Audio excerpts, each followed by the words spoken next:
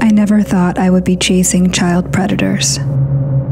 It was 2 years ago when our team intercepted conversations between a 12-year-old girl and a 40-year-old pedophile. He wasn't just talking to her, he was abusing her, coercing her, collecting images and videos, and no one in her life, her parents, sixth grade teacher, or friends, knew what was happening. I have a sixth grader of my own. I have 3 kids, actually, but you don't have to be a parent to be devastated by this. I work for a tech company that uses artificial intelligence to detect issues like grooming and sexual predation, and this is something we see constantly. These abuses are occurring quietly and mostly go unreported, and we want parents to know exactly what we know about what happens online. So we made a plan. A man has been arrested for allegedly raping a 15-year-old that he met over Snapchat. Instagram has become the #1 social media site. At the top of the free download. We've also seen firsthand the predatory symbiotic relationship that exists between Instagram and Snapchat. We would create a fictitious 15-year-old girl, complete with a believable social media identity, put her online, and document how long it would take for a predator to approach her. But creating a person out of thin air is complicated. We needed photos, but we knew we couldn't use an actual teenager. It would have to be someone on our team.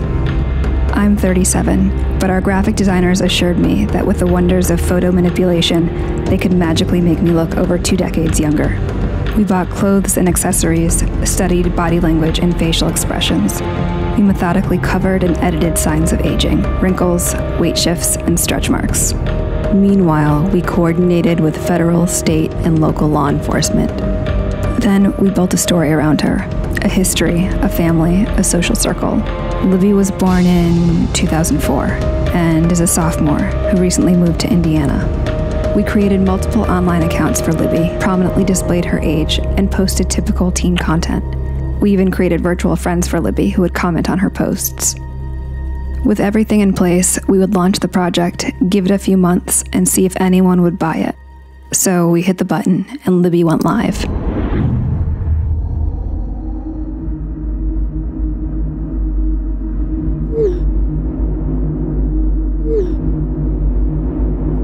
Within the first hour of posting on Libby's accounts, 7 adult men contacted her.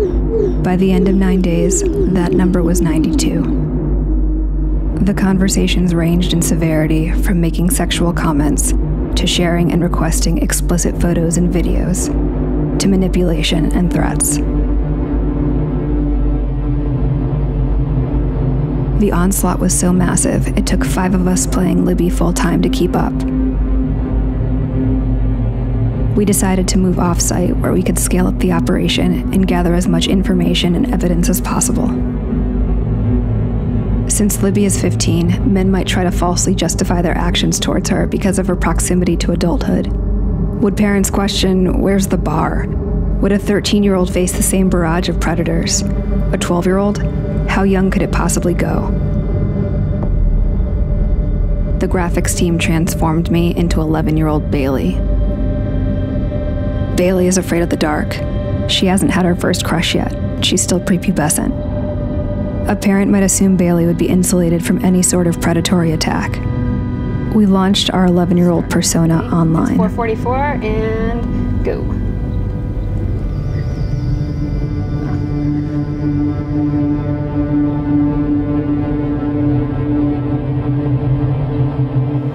One like from a guy whose profile photo is a penis. Let's say 1 minute and 7 seconds. We have a message request. Although sorry, 2 more requests just came in. How much time? 1 minute and 40 seconds? Yeah. How old are you? You go to the profile, you know that is a child. It also says in the profile that the child is in 6th grade. Another one. It's just lighting up, like the inbox is just boom, boom, boom, boom.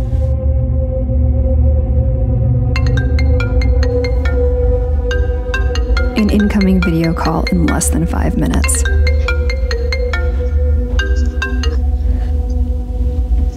I can't see you. Don't be shy. They all say don't be shy. Few parents know just how dangerous these platforms are for so many kids, so we brought some on site so they could see for themselves. 11-year-old Bailey's persona was approached with an even more disturbing level of manipulation and requests.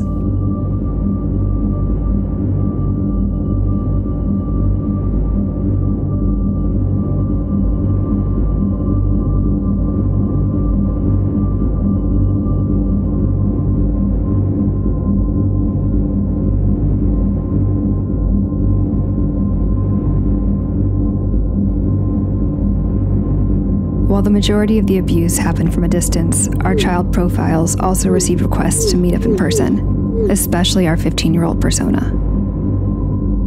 28-year-old Keith was relentless. Like the others, he took no issue with Libby's age.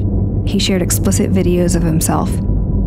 He treated the virginity of an underage girl as a prize to be stolen.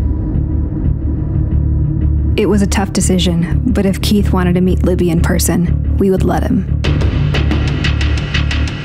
We synced up with our law enforcement contacts, and within 24 hours, we were on the ground and ready to meet. We already had evidence of what he had done online, but was he willing to carry things out in real life? We knew 37-year-old me attempting to pass for 15-year-old Libby would be a challenge. But I would wear a hat, a lot of makeup, and a big sweatshirt, and see if he showed up.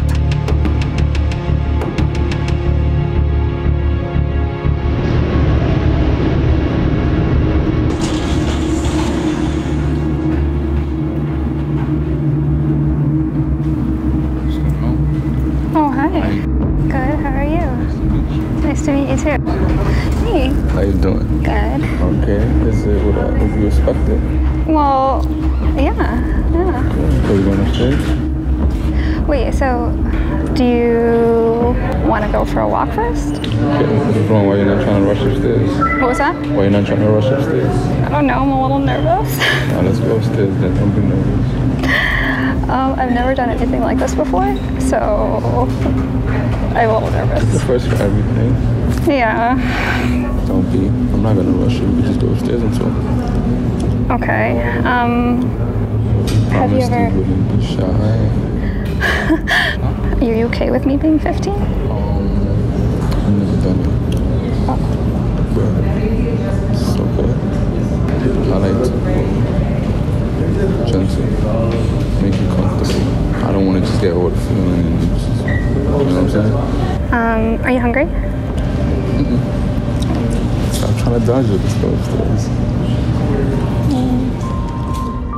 Cyber tips coming in from the National Center for Missing and Exploited. BARC turns over these potential child predators to the National Center for Missing and Exploited Children. Using the app has led to arrests like this one in Florida last year. The brutal reality is that a predator doesn't have to be in the same room, building, or even country to abuse a child. Libby and Bailey may not be real, but they represent countless children who are being sexually and psychologically abused, both online and in real life. I think about how I would have felt as a young, impressionable child. I would have kept the abuses to myself for fear of being shamed and blamed. I would have suffered with it, secretly and quietly. Hi, Mama. Hi, did you have a good day? Yeah. Mama? Yeah. I was wondering, so in 2 more days you're gonna come back? That's right. Okay. I love you. I love you too. Our work has led to numerous arrests, but it's a drop in the bucket.